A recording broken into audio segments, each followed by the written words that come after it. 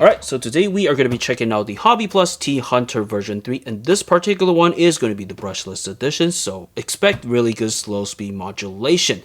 Alright, so in this video we're basically just going to be going over all the specs, details, driving together, so you can decide if this is actually going to be something that is going to be worth your money. Let's get going. Before I begin, if you can, please help me like and subscribe, as this is going to keep my content flowing. Thank you. Alright, so let's just actually quickly run over the specs. So this one, you can see that you're actually getting a pretty basic kind of exterior and the looks of it, and that's kind of like the downside of this particular rig.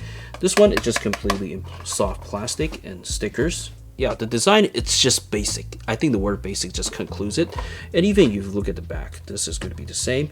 You do get like a plastic kind of body as well, but this is just kind of like a piece of plastic. There's no design to it. I don't know, maybe you can put something later on here, like a little crane or something that, I don't know if there's going to be parts that is going to be compatible with this in there later on.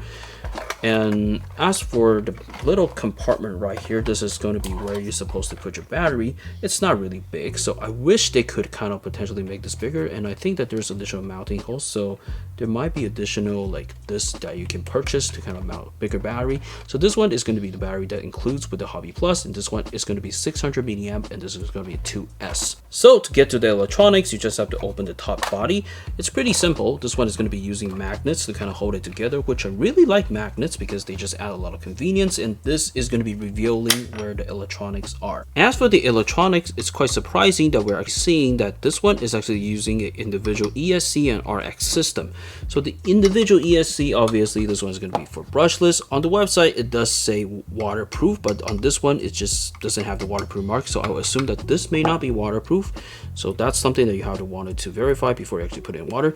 And the receiver is going to be the FlySky protocol. So if you wanted to bind this to other FlySky radio, you can potentially do that. It's kind of surprising to see that companies are actually using like individual like receivers on this little small crawler. So one big plus to this, so you want to upgrade this, is going to be easier, but since like the radio is pretty good, we'll probably just leave it as is. All right, so the next thing I really like that we can see right here is going to be this metal chassis.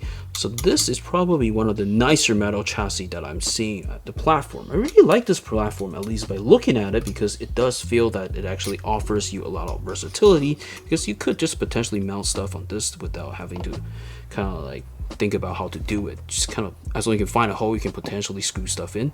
So very, very nice. I do like this Hobby Plus chassis. So the tires, I do think that these are actually B-locks, so you get plastic rims but B-lock tires, so not bad to see it on kind of like this kind of basic model.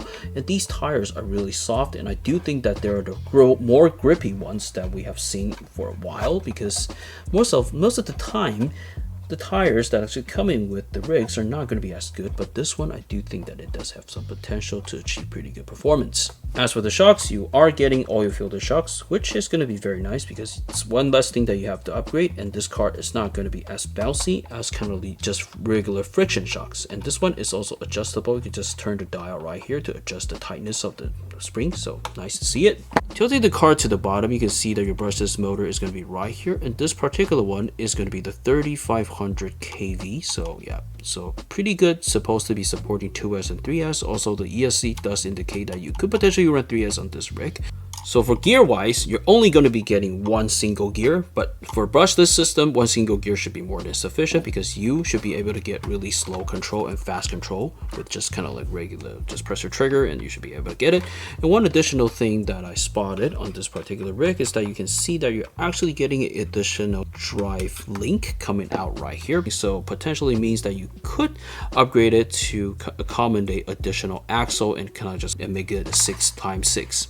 So another important thing is that you will be getting metal gears and kind of metal drive trains within the axles, so should add probably quite some durability in there. But the rest of the parts, the drive links, the chassis links, everything here that you're going to see are going to be in completely plastic. One of the things that you could potentially upgrade yourself and where they're actually saving the cost at. Also, another big selling point for this particular rig is that you are actually getting portal axles. So very, very nice that you can see that you have a super big clearance between the axle and also the tires. So the clearance between the axle and the tire is going to be the essential thing that's going to help you travel through objects. And yeah, very important on the crawler. Very nice to see it, including kind of like a base price. Next, let's bring out the radio, power it on to give it a quick test. Obviously, you're going to get everything in full proportional steering, full proportional throttle. So power on is right here.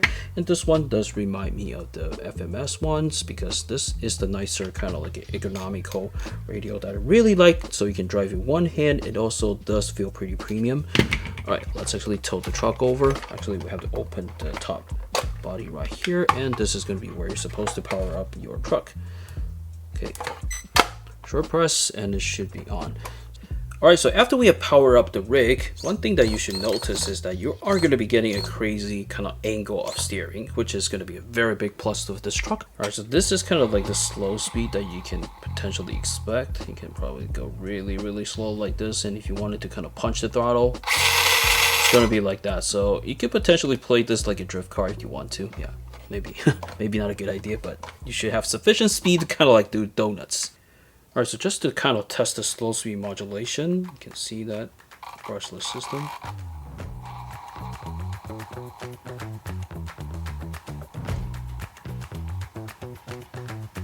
Yeah, this is definitely kind of noisy.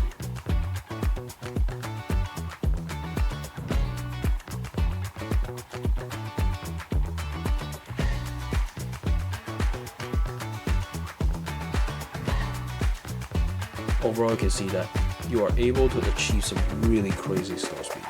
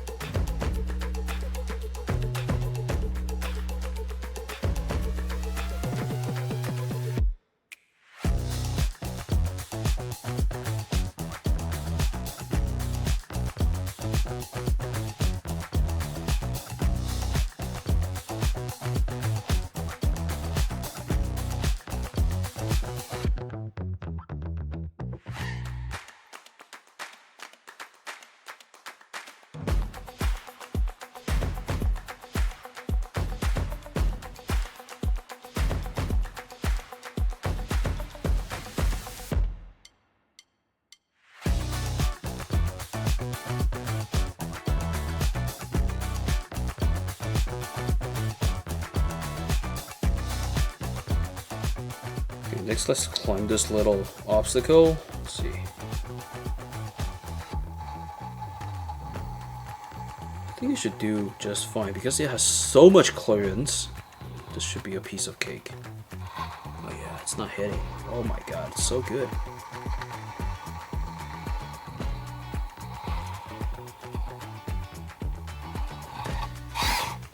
And also, since this truck is having kind of like the main body in the front, everything is just in the front, I think this is actually going to be a really big benefit for climbing because now your front is more heavy than the rear. It's kind of like the thing that we always wanted to achieve.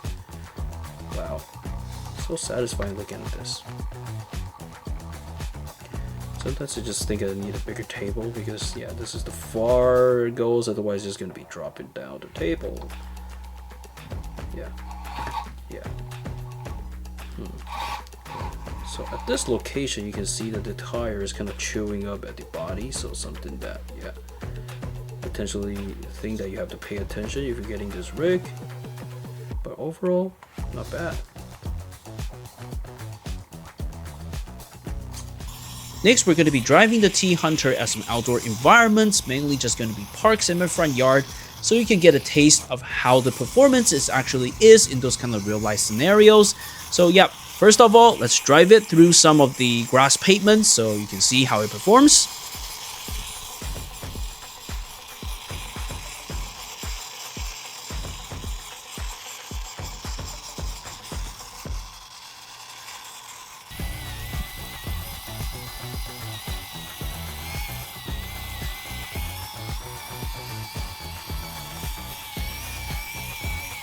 Next, we're going to be driving this through some wood chip pavement. So yep, something that you can quite often see in the park.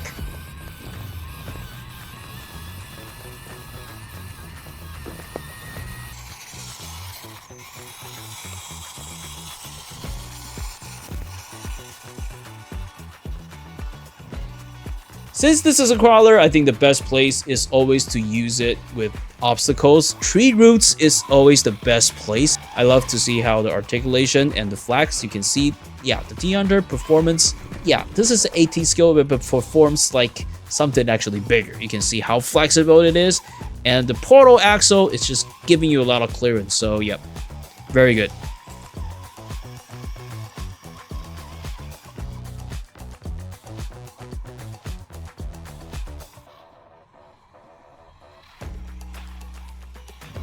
Alright, so next is just to give you like a quick indication of how fast the truck can drive when you're just punching it at full speed. Alright, let's go.